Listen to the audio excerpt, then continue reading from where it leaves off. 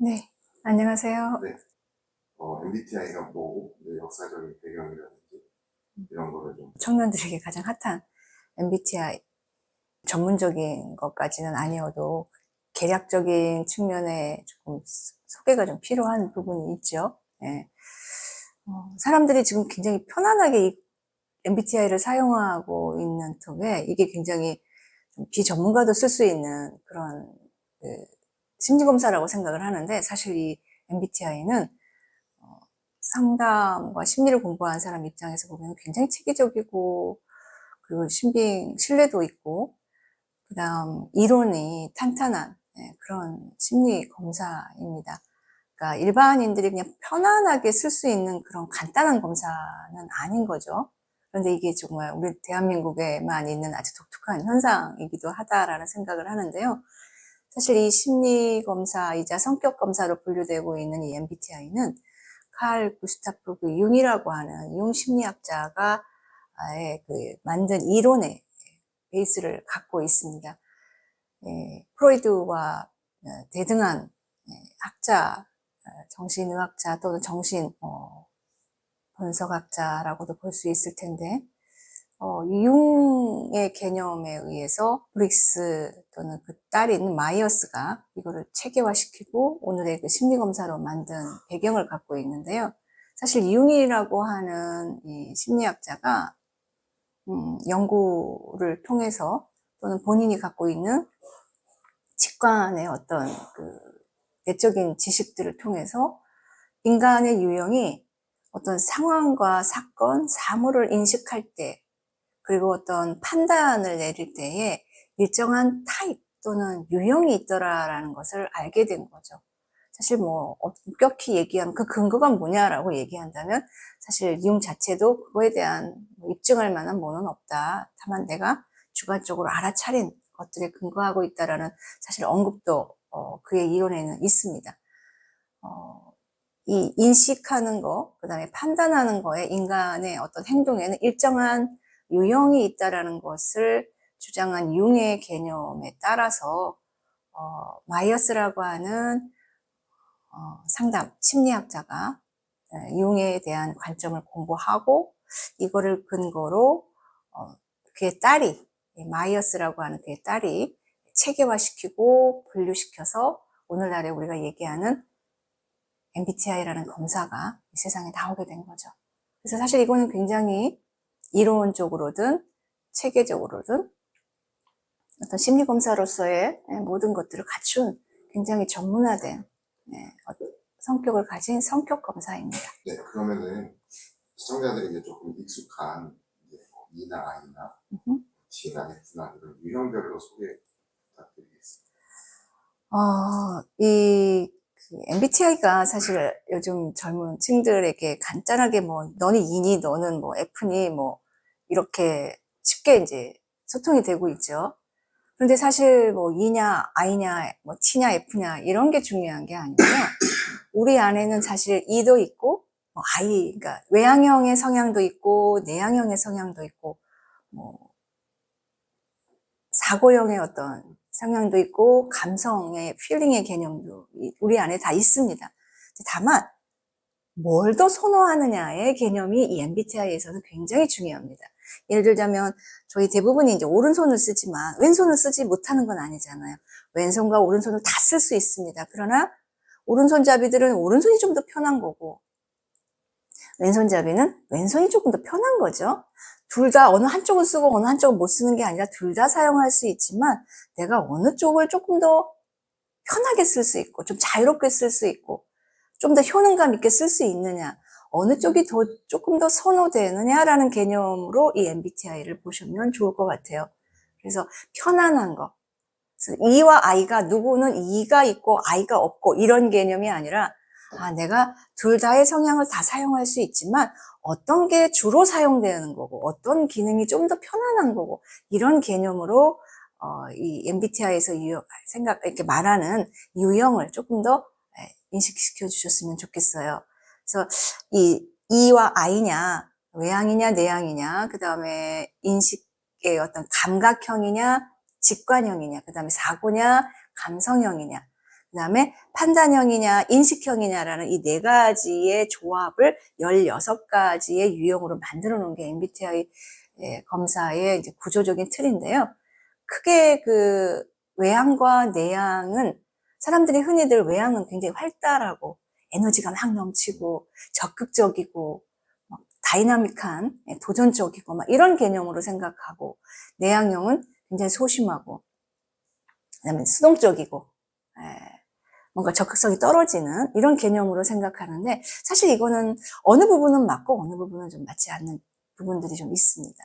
왜냐하면 외향이냐 내향이냐를 기준 짓는 가장 그 기준은 뭐냐면 에너지의 방향이에요. 외향형과 내향형의 차이는 에너지가 내면에 있는 에너지가 어디를 향해 있느냐가 외향과 내향을 결정짓습니다. 그러니까 외향형은 나의 에너지의 중심이 바깥쪽에 있습니다. 그래서 에너지가 바깥쪽에 있기 때문에 모든 것들이 바깥을 향해 있는 거죠. 그래서 외부에 보여지는 현상, 환경, 사람, 시각적인 것이 굉장히 발달될 수밖에 없는 부분도 있습니다. 그래서 그런 부분에 나의 에너지가 외부에 있다 보니까 훨씬 외부적인 것을 추구하는 것들이 드러나게 되겠죠. 그래서 내부에 있는 에너지가 내부에 있는 내향형에 비해서 훨씬 에너지가 막 바깥으로 분출되기 때문에 드러나는 행동 자체가 훨씬 많은 거죠. 그 반면에 에너지의 중심이 내부에 있는 내향형 같은 경우는 이 모든 것들이 외부에 있는 내향형과 다르게 내 내면에서 작동이 됩니다. 그래서 이 내면에, 이 안에서 모든 것들이 중심으로 이루어지고 내 힘이 그 안에서 작동되고 거기서부터 시작을 하는 거라서, 내향형이 볼 때 세상은 내 내면에서부터 시작하는 거거든요. 출발선이 굉장히 달라지죠. 그래서 중심이 외부에 있냐 내부에 있냐도 굉장히 중요하고요. 그거에 의해서 에너지가 바깥쪽을 향하게 되고 안에서 바깥쪽을, 그 다음에 바깥에서 안으로 향하게 되는 이런 차이가 발생을 하게 되는 거예요. 그래서 내향형이어도 에너지가 굉장히 내면에서 충실하게 이루어지고 충분히 형성이 된 그러니까 그 내향형의 사람들이 그 에너지가 충분히 채워져 있을 때 어떤 프로젝트를 한다거나 어떤 활동을 한다거나 그럴 때는 몰입된 에너지가 굉장히 강할 수 있죠. 그러면 내향형이지만 외향형 못지않게 굉장히 에너지가 넘치는 사람처럼 그 일을 수행할 수 있는 거예요. 그러면 그 사람이 보여질 때 행동력이 나올 수 있거든요. 그러면은 저 사람은 굉장히 내향형인데 저렇게 행동하네? 저런 사람이 저렇게 힘이 있네? 이렇게 사람들은 의아해 할 수 있어요. 평상시엔 조용하니까. 그래서 사실 외향과 내향을 여러분들이 지금 보편적으로 생각하고 있는 그런 개념으로 생각하면 그 사람을 온전히 이해했다라고 볼 수는 없는 거죠. 그러면 예. 이지만 소심할 수 있고, 그럼요. 예. 아니지만 굉장히 활발하고 강할 수 있어요. 다만 에너지의 중심이 어디에 있냐라는 것 때문에 내면이 내향형의 사람이 외향형처럼 바깥쪽에 굉장한 관심을 갖는 거가 지속적일 수는 없습니다. 왜냐하면 우리가 흔히 MBTI 외향과 내향을 생각할 때, 설명할 때요,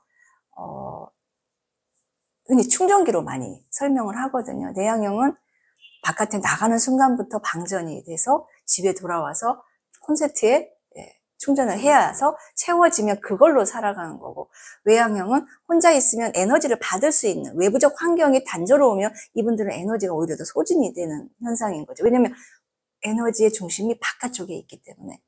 그래서 이분들은 바깥에 나가면 사람들과 환경과 시각과 이런 다이나믹한 외부적 환경들, 외부에 있는 것들로 인해서 에너지를 받는다라고 보시면 되는 거예요. 그러면 저는 궁금한 게, 제가 네. 이성향이다 보니까 네. 바깥에 나가서 조용할 수 있어요. 근데 나는 충전 중일 수 있는 거겠네요. 이성향을 가진 사람은. 개인의 차에 따를 수 있지만, 바깥에 나가서 지금 내가 집에 혼자 있을 때 막 방전이 될 수 있잖아요. 근데 밖에 나가서 조용히 있으면 이것들을 통해서 내가 어떻게 보면 내 에너지를 충전하고 있을 수 있죠. 안에 있는 단조로움보다는 외향형은 밖에 나가서 외부적인 것들을 통해서 오히려 내가 힘을 받는다라는 느낌을 받는 건 에너지 중심이 바깥에 있기 때문에 그래요. 그러면 아이성향은 바깥에서 에너지를 소진하고 집에 있을 때 충전이 되는 예. 혼자라는 시간을 가지는 그렇죠. 표면적인 행동 양식은 그렇게 되는 거예요. 근데 사실 그 작동 자체가 에너지가 내면의 중심에 있기 때문에 안쪽에 내향형은 혼자 있을 때 자기를 들여다보면서 편안하게 있을 때 모든 것들이 좀 자기의 외부에 뺏기지 않는 에너지.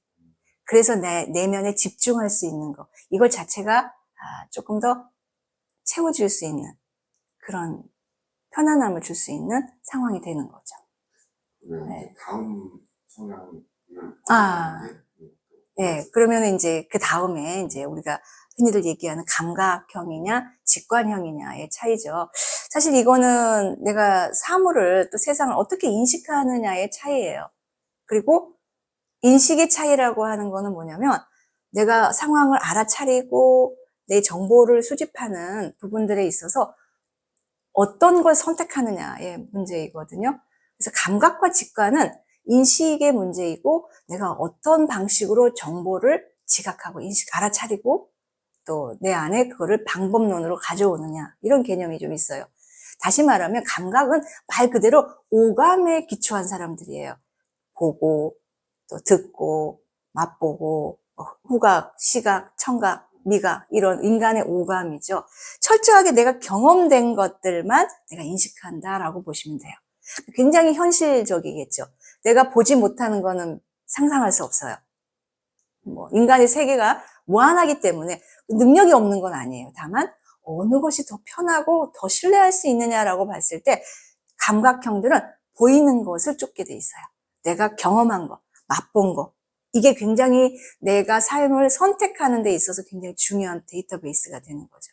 반면에 직관형 같은 경우는 감각형에 비해서 이제 직감이라고 하는 것이 있죠. 소위 영감이라고 하는, 왠지 그런 것 같아. 보이지 않지만 뭔가 보이는 거야, 이분들한테는. 그 오감을 넘어선 또 다른 느낌, 또 다른 알아차림들이 있는 거죠. 그래서 이분들은 보이는 것만을 있는 그대로 보지 않고 그 너머에 있는 것들이 이분들은 알아차려지는 또 다른 능력들을 가진 엄청난 능력의 소유자, 또 신이 주신 어떤 또 그들만의 탤런트가 있는 거죠. 그러다 보니까 굉장히 현실적인 감각형에 비해서 직관형 같은 경우는 현실만 토대를 두는 게 아니라 눈에 보이지 않는 또 다른 세계까지 이들 눈에 감지돼서 그 너머를 볼 수 있는 창의성을 조금 더 발휘할 수 있는 이런 변화나 차이점이 조금 더 있을 수 있겠다. 이렇게 생각이 듭니다. 그래서 굉장히 현실적이냐, 굉장히 미래지향적이고,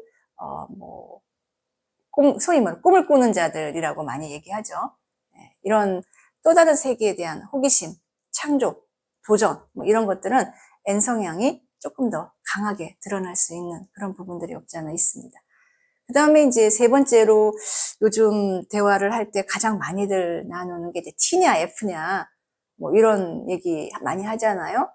그리고 약간 제가 최근에 들은 얘기인데 너 T지? 이러면서 약간 그 비난하는 듯한 이렇게 약간 무시하는 듯한 좀 이런 대화들을 좀 제가 엿들었어요. 근데 요즘 사람들이 이제 워낙에 소통이라든지 공감에 대한 관심이 많아서 그러는지 이 T와 이런 그 F에 대한 편견이 좀 있는 것 같아요.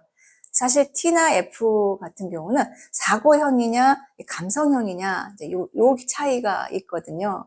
그래서 이 부분들은 내가 어떤 걸 결정하거나 선택을 할 때 논리와 합리성과 이성에 근거한 굉장히 객관성을 중시하는 판단 근거를 갖고 있느냐 결정할 때 이러면 이제 사고형들이 되겠죠. 사고형들은 굉장히 정보에 기초합니다. 합리성에 기초합니다. 굉장히 이성적인 모습을 보일 수 있고요. 그러다 보니까 관계적인 측면에서는 좀 차갑게 보일 수 있죠. 좀 인간미가 없다. 너무 냉철한 부분들에 있어서 관계 중심보다는 아무래도 일 중심이 되겠고 굉장히 이성적이고 합리성을 추구하는 특징 때문에 사람들이 아마 인간미가 없다는 측면에서 너 티지 이렇게 표현하지 않을까 이런 좀 생각을 좀 해보게 됐는데요. 반면에 F 같은 경우는 좋고 나쁘고가 굉장히 중요해요. 일단 이게 합리성과 객관성과 물리적으로 맞냐 틀리냐는 그다지 중요하지 않습니다. 이걸 했을 때 내가 좋냐 나쁘냐. T 같은 경우는 옳으냐 그르냐. 이런 개념이라면 여기는 좋으냐 나쁘냐. 그래서 내가 아무리 이게 합리적이 조금 안 맞을지라도 내가 뭐 해서 별로 기분 나쁘지 않고 좋으면 it's okay. 뭐 이런 feel에 따라서 수에 움직인다는 얘기를 하잖아요. 그래서 내가 이걸 했을 때 기분이 좋고 뭐 편안하고 뭐 즐거운 느낌들이 있다. 그러면 내가 선택을 하는 거죠. 그런데 감성형이 아닌 이성 사고형 같은 경우는 아무리 좋은 느낌을 갖고 있어도 이게 객관적으로 맞지 않다 또는 합리적이지 않다 그러면 선택하지 않죠. 그러면 예. 제가 듣기에는 정보 전달자에 대한 중요성도 굉장히 있을 것 같아요. 그러니까 정보를 전달하는 사람이 T는 신뢰성이 가는 그럼요. 예. T는 내가 아무리 좋아하는 사람이어도 어떤 일을 할 때 이 사람이 갖고 온 데이터가 확실한 것인가, 어떤 정확한 객관적 데이터, 어떤 논리적인 거, 또 합리적인 거, 정확성에 의해서 만들어진 결과물에 대한 보고를 하고 있는가, 이게 중요하지. 이 사람이 내가 좋아하는 사람이다, 좋아하지 않는 사람이다라는 이 순위로 밀리게 되겠죠. 그래서 어떤 사람을 보는 게 아니라 이 사람이 갖고 온 정보, 어떤 객관성에 훨씬 더 신뢰를 하는 경향이 있는 반면에 F 같은 경우는 그 사람이 내가 신뢰하면 그가 갖고 온 정보도 신뢰하게 되는 경향이 있는 거예요. 그래서 사실은 어떻게 보면 그 감성형들이 사람을 먼저 보다 보니까 그들이 갖고 온 데이터가 맞는지 적절한지 합리적인지를 놓치는 경향들이 있게 되겠죠. 그래서 사람이 먼저 보이게 됩니다. 내가 좋으냐 나쁘냐의 개념이 중요하기 때문에. 근데 주변에 보면은 요즘 10분짜리 테스트를 많이 하잖아요. 예. 근데 그거 하다 보면 나는 T였는데 F를 변했다. 이런 말들도 꽤 많이 들었는데 그게 맞는 말인지. 검사 자체는 기질적인 것들을 다루는 검사도 있고 그냥 단순한 반응을 척도하는 검사들도 참 다양합니다. 그런데 MBTI 자체는 내가 타고난 성향을 다루는 검사이기 때문에 사실 내 유형이 막 그렇게 바뀌지는 않습니다. 그러니까 정확한 베이스, 그러니까 MBTI 검사에서 체킹을 하는 건 내가 청소년기 때 보통 많이 하는 얘기가 청소년기, 어린 시절에 청소년기 때에 했던 내가 좀 더 편안한 것들을 선택하게 만들거든요. 제시할 때. 근데 보통 사람들이 그런 정확한 검사의 베이스 없이 체킹을 하다 보면 어떤 걸 선택하게 되냐면 내가 사회적으로 용인되고 바람직하다라고 보여지는 사람들이 좋아하는 모습. 내가 생각할 때, 사람들이 이런 걸 좋아하지. 그럼 나도 그것들을 선호하는 경향이 있어요. 그러다 보니까 나의 모습으로 체킹을 하지 않고 사람들이 좋아하는, 그들에게 수용받는 모습을 체킹하다 보면 내가 어떤 상황과 환경과 조직이 달라지면 그 검사 결과도 달라지는 것들이 나오게 되겠죠. 그러면 결과가 계속 바뀝니다. 그러면 T랑 F는 내가 성향은 F지만 T적인 상황에서 T의 성향을 사용을 하고 T도 F적인 상황을 사용을 하고 이런 게 반복될 수 있겠네요. 그럼요. 네. 그래서 사실 저 같은 경우도 T 성향이지만 업무 스타일을 또 체킹 검사를 하다 보면 F 성향이 나오거든요. 근데 이거는 내가 T이면서 F를 쓸 수 있다라는 것을 인식하면서 사용하는 거하고 내가 T인지 F인지 왔다 갔다 해. 난 모르겠어. 그때 그냥 즉흥적으로 하는데 어떤 때는 F고 어떤 때는 T야. 이렇게 얘기하는 건 차이가 있겠죠. 자기에 대한 인식을 정확히 하면서 내가 T의 성향을 갖고 있지만 얼마든지 F를 쓸 수 있는 거고 내가 F 성향을 갖고 있지만 얼마든지 T의 성향과 T의 어떤 기능들을 할 수 있다라는 양쪽을 다 쓸 수 있다면 굉장히 균형 잡힌 모습을 보여줄 수 있겠죠. 자, 이제 마지막으로 이제 생활 패턴이거든요. 아까 융이 인간들에게 있어서 일정한 유형들, 패턴들을 보일 수 있는 타입들이 있더라라는 얘기를 드렸는데요. 이 판단이라고 하는 J, 저징이라고 하죠. 그 다음에 이제 인식형이라고 하는데요. 판단형, 인식형, J냐, P냐, 이렇게 얘기를 합니다. 그래서 이거의 가장 큰 차이는 삶의 어떤 행동 양식으로 그대로 드러납니다. 그러니까 제이 같은 경우는 여러분들이 아마 제일 잘 이해하고 있을 것 같아요. 플랜대로, 순서대로, 절차대로, 규칙화된 형태로 살아야 되는 사람들이죠.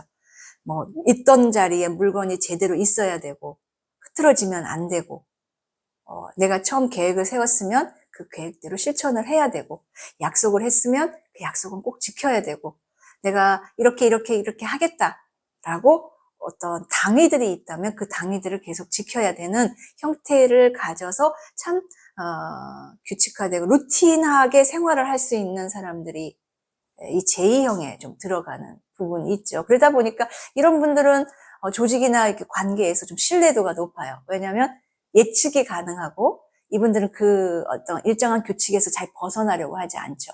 또 이 일에 대한 책임감 있게 그 일들을 수행하는 그런 모습들도 있기 때문에 그렇습니다. 반면에 인식형 같은 경우는 이 제이는 플랜대로 움직인다면 가장 쉬운 예로 이분들은 플랜이라는 거 있는 것이 사실 쉽진 않아요.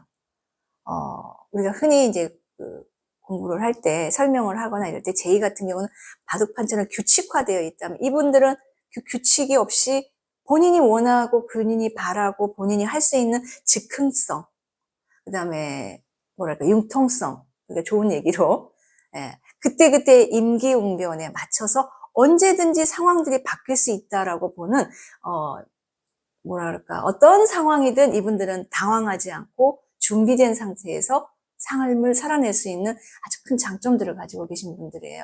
그래서 집안에 들어가도 제이는 있는 자리에 물건이 있다면 이분들은 사실 있는 자리에 있지 않아요. 내가 쓰기 편한 곳에 있어요. 대신 그걸 다 기억을 하고 있는. 그쵸? 그들은 그들 나름의 규칙이 있고요. 너 왜 이렇게 사니? 이거 좀 청소 좀 해라 그랬지만 내 머릿속에 다 있습니다. 제이가 볼 때 이 순서에 있는 자리가 없는 거죠. 이분들은 그들 나름의 규칙이 있고 그들 나름의 순서가 있고 그들 나름의 방식들이 있는 거예요. 그래서 제이가 볼 때 이렇게 판단되는 거지 P 자체가 볼 때는 있어야 될 자리에 다 있는 거예요. 내가 쓰기 편한 자리에 이번에는 식탁이 위에 있었고 다음번에는 테이블 위에 있고 다음에는 TV 옆에 있을 수도 있고 내가 쓰기 편한 곳에 일정한 그럼 그들 나름에는 그것들이 사실 다 입력되어 있다는 거예요. 그래서 굉장히 즉흥적이고 변화무쌍하고 그렇지만 그들은 그것들을 다 인식하고 있다는 거죠. 그래서 이분들에게 있어서는 조직이나 규칙이나 이런 것들 틀에 이렇게 딱 프레임이 짜져 있는 거는 쉽지 않아요. 그래서 이분들이 대체적으로 이제 전문직이나 예술가나 이런 직업에 많이 있죠. 왜냐하면 상황에 대한 대응 전략들이 본능적으로 발달되시고 기능하고 있는 분들이기 때문에 그렇습니다. 그래서 J와 P는 행동 양식, 생활 양식, 그들이 생활하는 어떤 태도들에서 가장 확연하게 드러나는 어떤 유형 모습이다라고 이해하시면 좀 더 쉽지 않을까 그렇게 생각이 듭니다. 그러면 조금 시청자들의 이해를 좀 돕기 위해 가지고 네. 이성관계나 부부관계에 대입을 해가지고 여쭤볼게요. 만약에 E와 I가 지금 이성관계를 가지고 있거나 부부관계, 부부의 생활을 하고 계시면 어떤 모습들이 혹시 연상이 되시거나 예측이 가능하신지. E와 I의 이제 연인이든 부부 관계에 이제 인간 관계를 말씀하시는 거잖아요. 사실 이거는 단순하게 제가 이제 MBTI의 렌즈를 사용하겠지만 좀 더 이제 심도 있게 뭐 심리적인 부분까지 좀 포함돼서 뭐 말씀을 드릴 수도 있을 것 같아요. 네, 아까 제가 E의 특징과 I의 특징을 말씀드렸잖아요. E는 기본적으로 에너지가 바깥에 있어요. 눈에 보이는 것들, 에너지에 교류된 어떤 사물들, 사건들, 움직이는 것들, 이것들이 굉장히 중요한 분들이잖아요. 그럼 E와 E가 만나 있었을 때, E와 E가 만나서 뭔가 대화를 하고, 뭔가 프로젝트를 짜고, 행동을 할 때, 이 두 사람이 같이 제일 잘 맞는 게 뭘까요? 어떤 게 있을까요? 에너지 자체가 외부에 중심에 두고 있기 때문에 이분들은 그렇죠. 활동하는 거. 그리고 내 눈에 다이나믹하게 막 움직이는 것들. 이거에 굉장히 포커싱이 되기가 굉장히 쉽죠. 그래서 E와 E가 만나서 얘기하면 굉장히 활동적이고 움직일 수 있는 외부의 어떤 환경들에 자동적으로 포커싱이 되게 돼 있어요. 그래서 그분들은 일단 계획을 짜거나 프로젝트를 할 때에도 실제적으로 그런 영역에 잘 맞겠죠. 그래서 여행을 간다거나, 예를 들면 부부가 둘 다 일하면 여행을 간다거나, 뭐 아주 오지 여행을 간다거나, 예, 아니면 남들이 하지 않는 신나게 보이는 것, 새로운 것들이라든지 뭐 이런 활동적인 것들, 누가 어딜 가서 좋았다, 그럼 눈에 막 아름답게 보이고 좋았다, 그러면 이분들은 그런 것들에 대해서 생각하지 않고 그냥 본능적으로 우리도 저렇게 하고 싶다라는 외부적 반응, 이게 요즘에 핫하대, 나도 가보고 싶어, 이런 것들은 내향형보다는 아무래도 외향형의 사람들이 더 빠르게 움직이겠죠.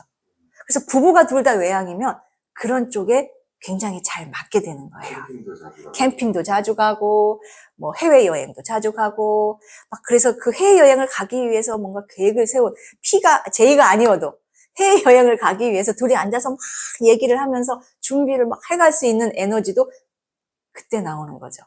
그 활동을 하기 위해서. 그래서 같이 그것들이 계속해서 외부에 그런 모습들을 보이기가 쉽게 되는 거죠. 만약에 둘 다 2인격이었을 때 안 좋은 점도 있나요? 이제 그거의 반대를 한번 생각해 보시면 좋을 것 같아요.